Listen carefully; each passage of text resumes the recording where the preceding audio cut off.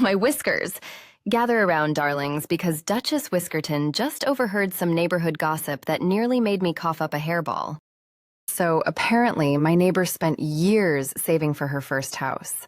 No vacations, overtime shifts, every extra dollar tucked away so she could finally buy a little fixer-upper outside Charlotte. Then she made one tiny mistake. She told her father. A few days later, her sister called asking about the house and mentioned her husband could help with renovations. Cute. Suspicious, but cute. Then, the mortgage got approved. And suddenly, the sister called asking which bedrooms her 4 children would be using when they moved in. I'm sorry, what?